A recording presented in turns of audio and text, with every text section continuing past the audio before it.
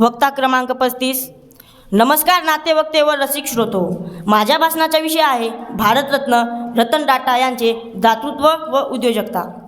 रतन थे वो जिनका नाम ही चमक, रतन थे वो जिनका नाम ही चमक, हर मुश्किल में बना वो एक ध्रुव तारा, जिसने दी नई उड़ान भारत को, वो था एक देश का सितारा, वो था एक देश का सितारा।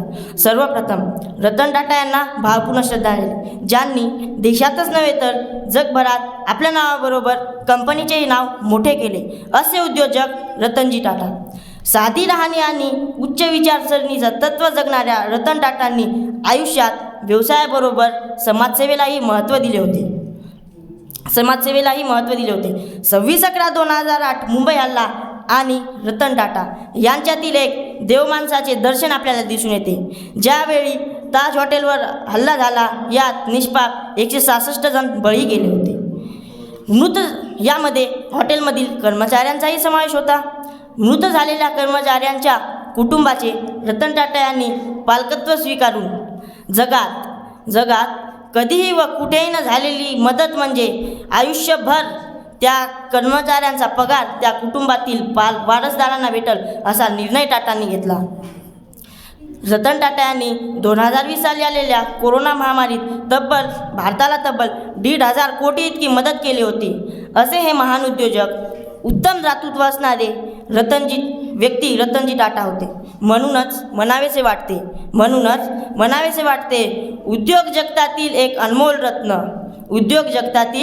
अनमोल रत्न, स्वभाव प्रेमळ आणि कर्तव्यनिष्ठ रतनजी टाटा हे एक आदर्श व्यक्तिमत्व। कार्यकर्तृत्वाने जगी वाटे ते श्रेष्ठ।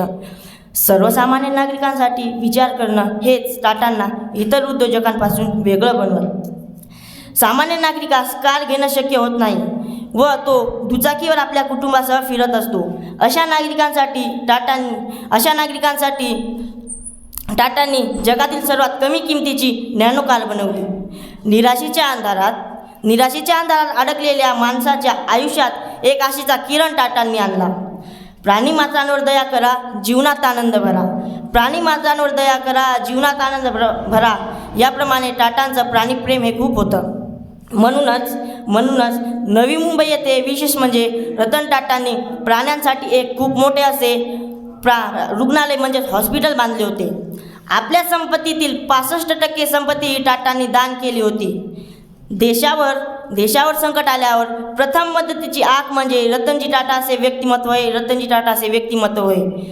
शिक्षण, आरोग्य आणि ग्रामीण विकास या सगळ्या गोष्टींचा समर्थक म्हणून रतनजी टाटा यांना